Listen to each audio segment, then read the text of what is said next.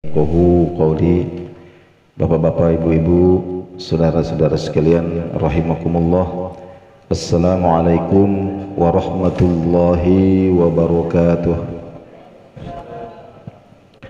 Alhamdulillah, salatan wa salaman daimaini mutalazimaini ala sayyidina Rasulillah wa ala alihi wa sahbihi wa man walah. Subuh hari ini Allah Subhanahu wa Ta'ala mempertemukan kita kembali dalam majelis ilmu.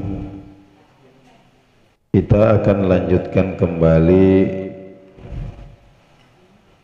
tadabbur Quran kita, suratul Fatihah. Pada pertemuan yang lalu kita sudah membicarakan tentang Bismillahirrahmanirrahim, kemudian Alhamdulillahirabbil alamin, Ar-Rahmanirrahim, sampai kepada Maliki Yaumiddin. Nah, bagian yang telah kita bicarakan ini adalah bahagian yang paling lengkap, yang memperkenalkan kepada kita tentang siapakah Allah itu di dalam Al-Quran.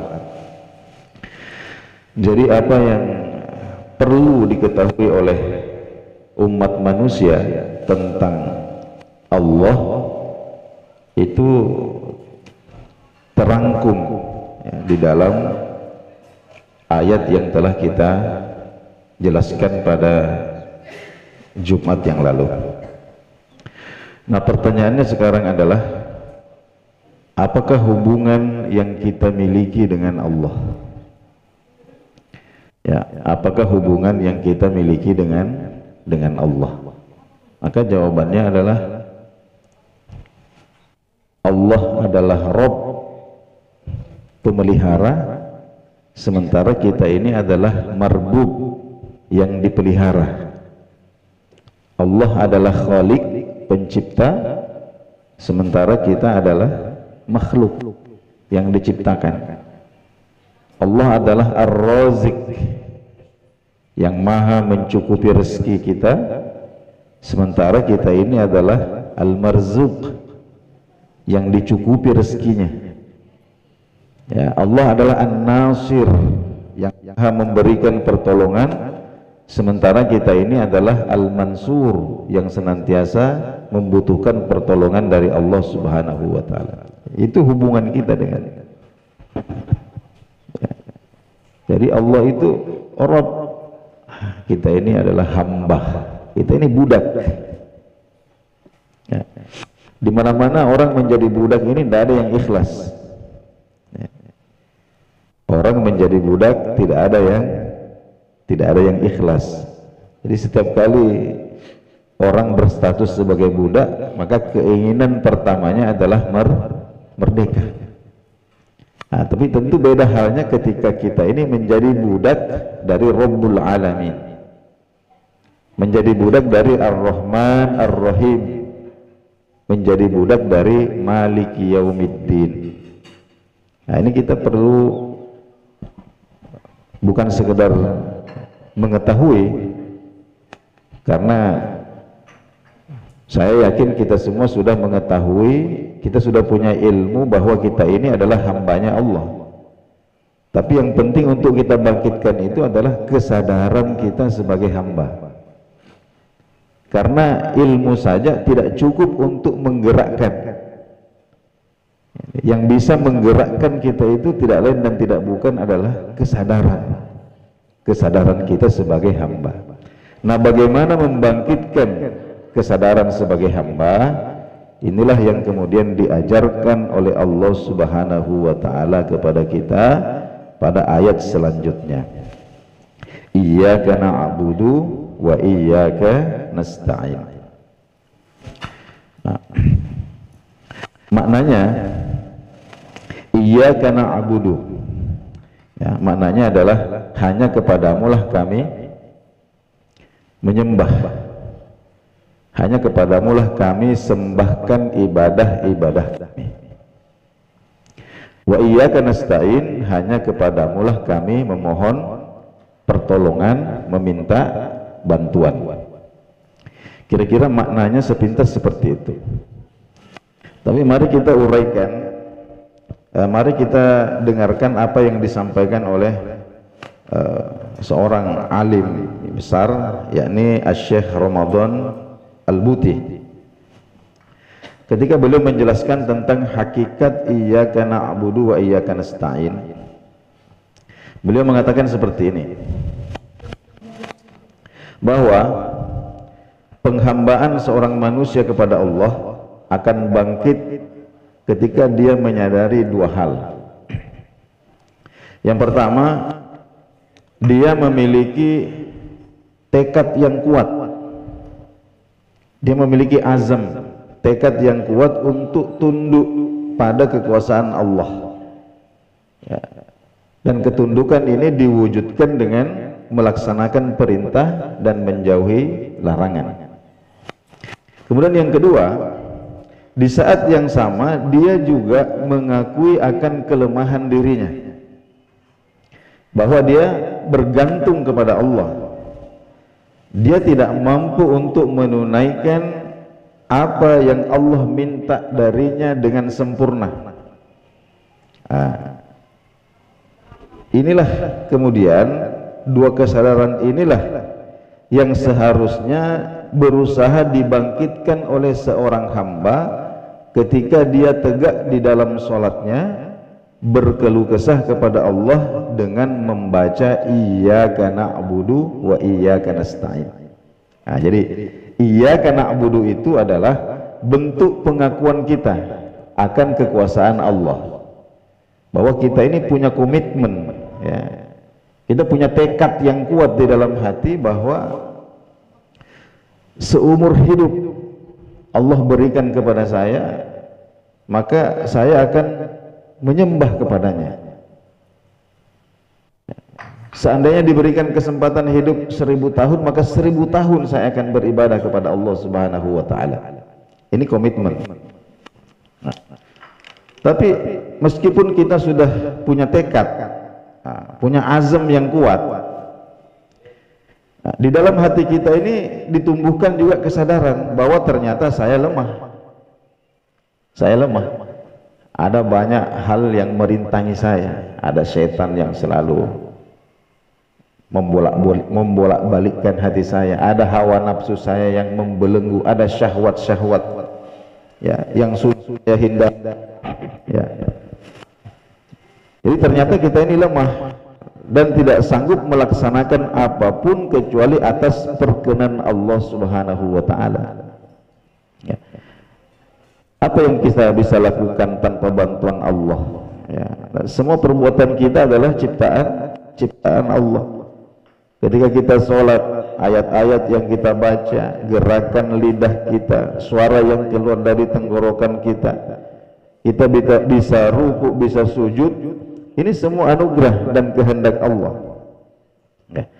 Lalu bagaimana bisa, ya, saya mengucapkan iyyaka na'budu padahal saya ini adalah hamba yang sangat lemah, ya. Bagaimana kita mengucapkan iyyaka na'budu, ya Allah, saya punya komitmen, tekad yang kuat untuk menyembahmu, melaksanakan perintah, melaksanakan perintahmu dan menjauhi laranganmu.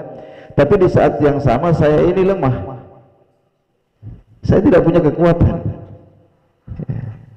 Maka disinilah kemudian muncul ungkapan yang kedua ini, bahwa wa iyyaka nasta'in, hanya kepadamulah kami meminta pertolongan, ya. Jadi artinya saya mau pertolonganmu, ya Allah, bantu saya agar saya bisa melaksanakan tekad yang saya sudah tanamkan di dalam hati, ya. Jadi hadirin yang dimuliakan Allah Subhanahu wa ta'ala, jika ada di antara kita yang masih berat untuk menunaikan sholat 5 waktu, atau saudara-saudara kita yang masih malas sholat, maka ini bisa kita praktekkan ini, iyyaka na'budu wa iyyaka nasta'in. Jadi jika azan berkumandang, maka apapun yang sedang kita lakukan, mari kita hentikan sebentar, kemudian kita fokus 1 atau 2 menit ya untuk menghadapkan hati kita, lalu kemudian kita masukkan kesadaran kita ini adalah hambanya siapa? Hambanya Allah, bukan hamba pekerjaan, bukan hamba uang, bukan hamba permainan. Kita ini hambanya Allah. Nah, ini yang kita masukkan kesadaran seperti itu. Lalu kemudian kita tekadkan, ya, kita bulatkan tekad kita untuk bangkit menunaikan sholat, untuk bangkit menunaikan sholat, dan ucapkanlah iyyaka na'budu. Ucapkan iyyaka na'budu. Ya. Lalu kemudian di saat yang sama masukkan juga kesadaran dalam hati bahwa saya ini lemah. Ya. Meskipun saya punya tekad yang kuat, tapi saya ini lemah untuk mewujudkan tekad saya ini. Dan satu-satunya yang bisa meringankan apa yang saya rasakan berat, yakni menunaikan sholat ini, tidak lain dan tidak bukan adalah Allah Subhanahu wa ta'ala. Maka ketika itu kemudian kita ucapkan wa iyyaka nasta'in, ya, dan hanya kepadamu lah saya meminta bantuan pertolongan supaya apa yang saya tekadkan untuk sholat ini bisa saya wujudkan. Nah, begitu juga ketika kita kecanduan, ya, mengalami kecanduan dosa. Jadi ada dosa-dosa tertentu yang membuat kita tercandu-candu, tidak bisa kita tinggalkan. Ya, apakah itu khamr, apakah itu judi, narkoba, berzina.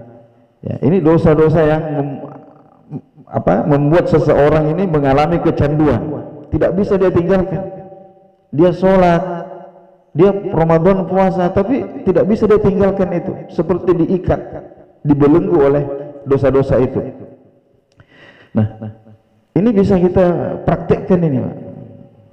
Iyyaka na'budu wa iyyaka nasta'in ini. Nah, jika di dalam hati kita itu masih ada keinginan, ya, untuk kembali kepada Allah Subhanahu wa ta'ala, maka Allah akan membantu kita. Jadi yang pertama, ketika kemudian muncul keinginan untuk melampiaskan syahwat itu, ya, maka berhentilah sejenak, ya, masukkan kesadaran dalam diri Anda bahwa Anda ini adalah hamba Allah Subhanahu wa ta'ala. Setelah itu tekadkan di dalam hati bahwa saya ingin meninggalkan maksiat judi ini, saya ingin meninggalkan maksiat khamar ini, saya bertekad, ya, iyyaka na'budu. Ya, tetapi di saat yang sama masukkan juga perasaan lemah, ya, ketidakmampuan kita, ya, untuk mengalahkan syahwat kita yang membelenggu itu, ya. Dan ada kesadaran bahwa satu-satunya yang bisa membebaskan kita, menyelamatkan kita hanya Allah Subhanahu wa ta'ala. Maka di saat seperti itulah kemudian kita ucapkan wa iyyaka nasta'in. Jadi hadirin yang dimuliakan Allah Subhanahu wa ta'ala, jika kita masih sulit untuk meninggalkan maksiat-maksiat tertentu, maka tanyakanlah satu pertanyaan: sudah pernahkah kita mengetuk pintunya Allah seperti pengemis yang mengetuk pintu orang kaya? Ya, mengetuk pintunya Allah seperti pengemis yang mengetuk pintunya orang kaya dengan iyyaka na'budu wa iyyaka nasta'in ini. Ya. Nah, hadirin yang dimuliakan Allah Subhanahu wa ta'ala, nah, dan upaya ini perlu kita lakukan berulang-ulang. Upaya ini perlu kita lakukan berulang-ulang. Kenapa? Karena setan juga akan selalu mengulang-ulangi godaannya. Nah, inilah hikmahnya kita ini diperintahkan untuk menunaikan sholat minimal 5 kali dalam sehari semalam. Karena sholat wajib itu ada 17 rakaat. Sholat wajib itu totalnya semua ada 17 rakaat. Nah, berarti minimal dalam sehari semalam ya 17 kali kita menyampaikan tekad kita, menyampaikan komitmen kita untuk beribadah kepada Allah dengan mengucapkan iyyaka na'budu. Dan 17 kali juga sehari semalam ya, kita menyampaikan kelemahan, ketidakberdayaan kita kepada Allah, bahwa untuk mewujudkan tekad ini tidak ada yang bisa membantu kita melainkan Allah. Lalu kemudian berangkat dari kesadaran itu, kemudian kita ucapkan iyyaka nasta'in. Oleh karena itu para ulama kita mengatakan bahwa seseorang seringkali terlena bahkan lalai di dalam sholatnya, tapi minimal kata ulama kita ketika sampai pada iyyaka na'budu wa iyyaka nasta'in ini jangan Anda lalai, minimal di situ. Usahakan hati kita hadir ketika sampai kepada iyyaka na'budu wa iyyaka nasta'in, sebab itulah hakikat kehambaan kita kepada Allah Subhanahu wa ta'ala. Kemudian ayat selanjutnya adalah ihdinas siratal mustaqim. Artinya biasa diartikan tunjuki kami, tunjukkanlah kami ya, jalan yang lurus. Kita sudah sholat, kita sudah mukmin. Apa yang kita minta kepada Allah? Kita minta hidayah. Padahal kita sholat, kita bisa mukmin, itu juga hidayahnya Allah. Jadi makna ihdina itu adalah langgengkan hidayah yang ada di dalam hati kami ya, langgengkan hidayah yang ada di dalam hati kami. Rabbana la tuzigh qulubana ba'da idh hadaitana. Ya Allah, janganlah engkau lencengkan, janganlah engkau bengkokkan lagi hati kami setelah engkau memberikan hidayah. Nah, jadi maknanya adalah kita meminta supaya hidayah yang Allah berikan kepada kita itu Allah jaga supaya terus menerus berada sampai nanti kita bertemu dengan Allah Subhanahu wa ta'ala. Kemudian as-siratal mustaqim, apa yang dimaksud dengan jalan yang lurus? Ini ditafsirkan atau dijelaskan oleh ayat lain dalam Al-Quran, yaitu may yuti'illaha war rasul faulaika ma'alladzina an'amallahu alaihim minan nabiyyin was-siddiqin wasyuhada'i was-sholihin. Jadi siratal mustaqim adalah siratal ladzina an'amta alaihim, yaitu jalannya, jejaknya orang-orang yang telah engkau sempurnakan nikmatmu kepada mereka. Jadi makna orang-orang yang telah disempurnakan nikmatnya ini adalah orang-orang yang sudah sukses dalam kehidupannya di dunia ini, sukses dalam taat kepada Allah, sukses menjadi hambanya Allah.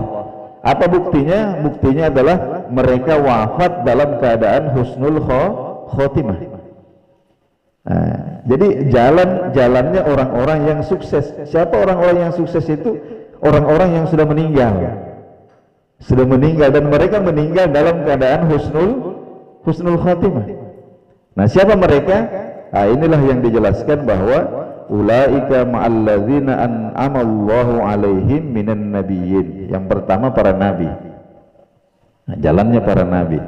Yang kedua wasiddiqin, orang-orang yang jujur. Ya, orang-orang yang jujur. Kemudian wasyuhada, orang-orang yang mati syahid. Kemudian yang ketiga wassolihin, orang-orang yang soleh. Ya, jadi orang-orang yang sudah menjalani kehidupannya ini dengan siddiq, membenarkan, beriman, ya, bahkan ada yang syahid. Orang-orang yang mengisi kehidupannya ini dengan amal-amal yang soleh dan mereka sukses sampai hembusan napasnya yang terakhir taat kepada Allah. Nah, inilah jalan yang kita minta kepada Allah Subhanahu wa ta'ala. Posisi kita itu nanti bergantung ya, Jadi orang-orang yang masih hidup ini Pak belum bisa dijadikan sebagai contoh karena masih hidup. Ya, orang kalau masih hidup ini belum teridentifikasi. Ya, makanya hanya jenazah yang diidentifikasi. Kenapa demikian? Karena ketika orang mati itu identitasnya sudah final.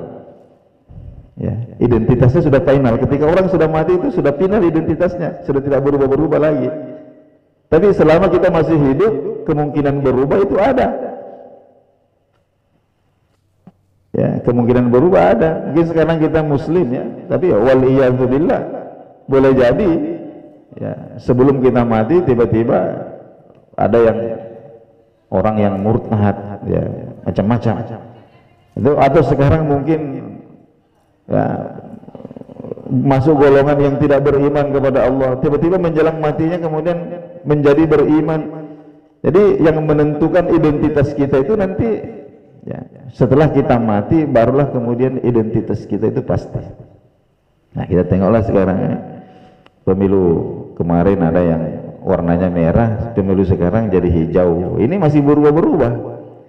Ya, dulu nomor 1, sekarang nomor 3, kemudian sekarang nomor 3, nanti nomor 2 lagi, masih berubah-berubah. Kenapa? Karena belum mati. Tapi kalau orang sudah mati itu sudah. Jadi yang kita contoh ini adalah orang-orang yang sudah meninggal dan mereka ini tercatat atau teridentifikasi sebagai orang yang meninggal dalam keadaan sukses. Minan nabiyyin was-siddiqin wasyuhada was-sholihin. Itu jalan yang orang-orang yang diberikan nikmat oleh Allah Subhanahu wa taala. Ghairul maghdubi alaihim waladdallin, ya, bukan jalannya orang-orang yang engkau murkai. Ketika Nabi Shallallahu Alaihi Wasallam ditanya siapakah orang-orang yang Allah murkai, maka Nabi mengatakan itu orang-orang Yahudi. Nah, ulama kita mengatakan orang-orang Yahudi karena mereka punya karakter. Apa karakternya? Mereka ini orang-orang yang berpengetahuan, ya, orang-orang yang berilmu, ya, akan tetapi mereka menentang Allah justru karena ilmunya. Ya. Mereka menentang Allah justru karena pintarnya. Karena dia pintar maka dia menentang. Nah, jadi mereka menggunakan ilmu itu ya sebagai sarana untuk menentang Allah Subhanahu wa taala. Mereka mengetahui mana yang benar, apa yang benar, tapi justru mereka menentang kebenaran itu dengan pengetahuannya. Jika ada orang yang memiliki karakter seperti ini, maka inilah orang-orang yang dikategorikan sebagai al-maghdub. Kemudian waladhdallin, dan bukan juga jalannya orang-orang yang sesat.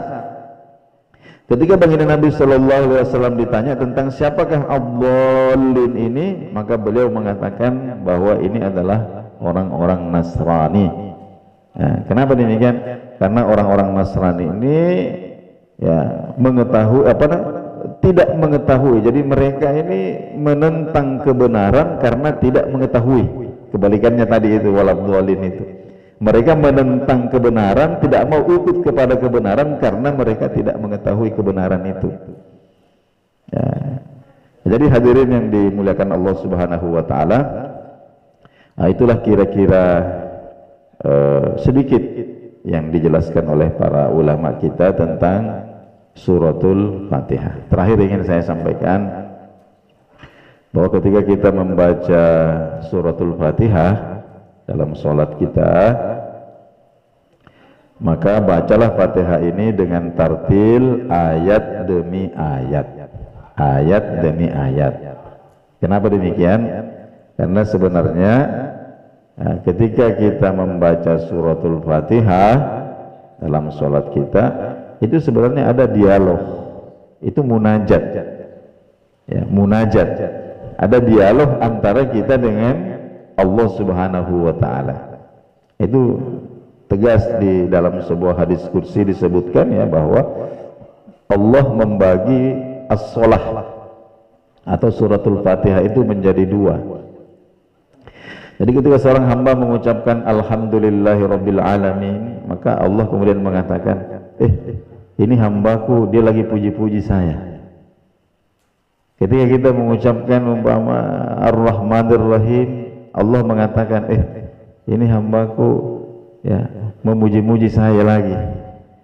Ya, kemudian ketika kita mengatakan maliki yaumiddin, Allah mengatakan, ini hambaku memuliakan saya. Dia mengagungkan kekuatanku, kudrahku. Lalu kemudian ketika kita mengucapkan iyyaka na'budu wa iyyaka nasta'in, maka Allah kemudian mengatakan bagi hambaku apa yang dia minta. Ihdinas siratal mustaqim dan seterusnya. Ketika kita baca itu, maka Allah kemudian mengatakan bagi hambaku apa yang dia minta. Jadi ada dialog di situ. Jadi jangan sampai kita membaca Fatihah ya seperti yang sering kita saksikan di YouTube itu, kalau bulan Ramadan ya, ada yang salat tarawih 20 rakaat itu cuma 8 menit ya, enggak jelas. Yang kedengaran itu cuma bis dengan limnya saja. Itu tidak ada yang seperti itu.